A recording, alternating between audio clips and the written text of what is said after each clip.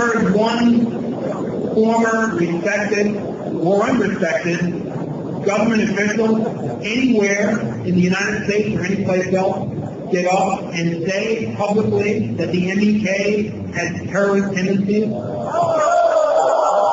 Is it a coincidence that no one of that tenure has approached you? No, of course not. Governor Rendell spoke about it before.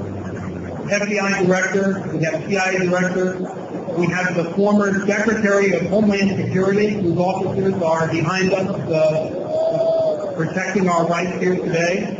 We have Attorney General, we have the head of the counterterrorism activity in the Department of State, we have ambassadors, we have several chairmen of the Joint Chiefs of Staff, we have the Commandant of the Marine Corps, we have the NATO Commander. Do you think for 1 second that any of us would be up here saying that MEK was not a terrorist organization if for a moment there was a whiff of truth to that? Of course not. And as I said, no one except the powerful regime in Iran has taken the opposite position.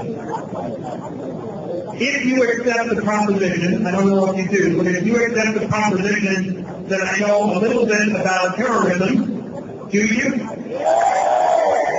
All right, well, I'll say it one more time.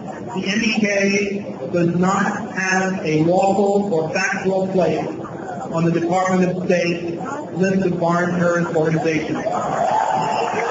And this is not a complicated factual calculation, ladies and gentlemen. I don't envy Madam Secretary Clinton and the decisions that she makes on the 74 behind us. And even in the course of the last few months, decisions for the United States with respect to Tunisia, with respect to Egypt, with respect to Libya, with respect to Bahrain, with respect to Yemen, these are complicated decisions, and I'm glad I'm not the person making the foreign policy decisions in the moment of crisis that they have to be made.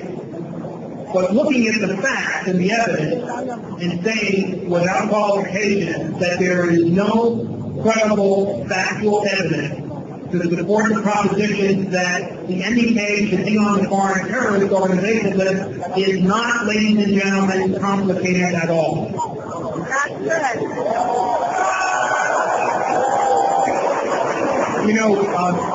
Winston Churchill also had another great statement. He said, if you remember one time, that the Americans can be counted upon to do the right thing after they've exhausted every other possibility.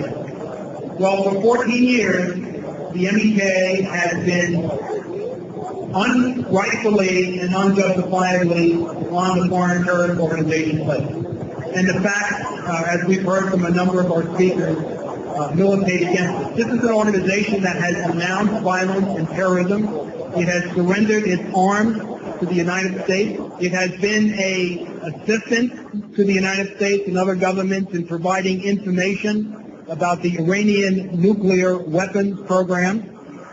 This is an organization that meets every qualification of renouncing terrorism and any intent to perpetrate terrorism activity.